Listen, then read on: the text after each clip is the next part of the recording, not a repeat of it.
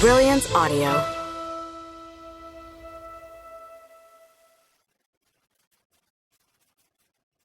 Bad Things Feel Best by Ivy Smoak. Performed by Ileana Marianis. I pulled to a stop in front of the wrought iron gates. Athena Quinn hadn't mentioned a gate in the email. I looked over at the security booth. A man in a tan security uniform sat there playing on his phone. I had a feeling that he knew I had pulled up, but had chosen to completely ignore me. There was no way I was going to let myself be late for my first day because of a negligent security guard and an unexpected gate. I rolled down the window of my beat-up Honda, and the salty air hit me. Everything around me was lush and green. It was strange that I could smell the ocean from so far away. Or maybe the beach wasn't that far away at all. Who knew what was behind this gate? I waved my hand to get the security guard's attention. He ignored me. I lightly tapped on my horn. The man finally looked up. He opened the little sliding glass window and stuck his head out. "Turn around and take the first 2 lefts and you'll find your way back to Route 278. He went to close the window like that was the end of the discussion. Wait, I'm not lost. I hope. He just stared at me. I'm here to see Athena Quinn. He continued to stare at me. Athena Quinn, the romance novelist? Oh, I heard you. He shook his head and grabbed a clipboard.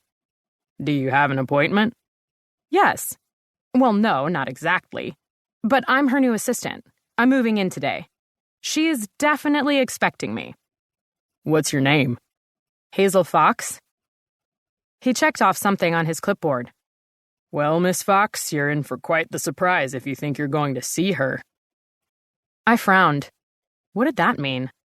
Before I could ask him, the window slammed shut and the gate in front of me swept open. For a second, I sat there and stared. Trees lined a long gravel road. The Spanish moss draping from the trees blew in the breeze. It was like I was entering some beautiful old southern plantation. My tires spit back gravel as I slowly made my way down the long drive. If I looked hard enough, I could spot mansions nestled among the lush greenery. Mansion after mansion after mansion. Before accepting the position, I'd read about the little island off the coast of South Carolina. All of its restaurants and shops were required to blend into the scenery. The mansions had taken on the same aesthetic. Tans, grays, and browns. Each one was more magnificent than the last. They somehow blended into the trees while still standing out.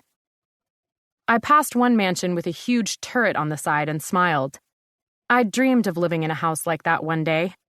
Maybe if I learned enough on this job, I'd be buying one of these properties in a few years. Hell, if Athena Quinn could have a mega hit, then I certainly could too. Her books weren't even very good. I kept driving. I'd tried to Google the address, but the whole area was blurred out on the map for privacy. Everyone in this neighborhood must have been filthy rich, including my new boss. At the very end of the lane was Athena Quinn's estate. I put my car into park in her circular driveway and stared out at the mansion. Unlike the rest of the buildings I'd seen on the island, this one did not blend into the scenery. It was stark white. And something about the way the Spanish moss moved in the evening breeze here was haunting. The house looked older than the others I'd passed, as if it had been sitting there just like that for centuries. I half expected a woman in an old southern dress to burst out the front door to say hello. But no one came outside to greet me at all, which was fine. Maybe welcoming guests would be part of my new job. Although from the way the security guard had greeted me, it didn't seem like Athena Quinn had many visitors. Really, what had he meant when he said I was in for a surprise if I thought I was going to see her? Maybe she was just a horrible person. A woman as old-fashioned and sinister as the house she lived in. I climbed out of my car and slammed the door, the sound echoing around me. I froze when I heard waves crashing in the distance. I turned in a circle. Seriously, where was the beach hidden? You'd think the owners of these places would want the beach more visible. At least there were a few palm trees interspersed between the old trees dripping with Spanish moss. That gave it a beachier vibe. Nope, no, not even a little. Beach houses weren't this creepy looking.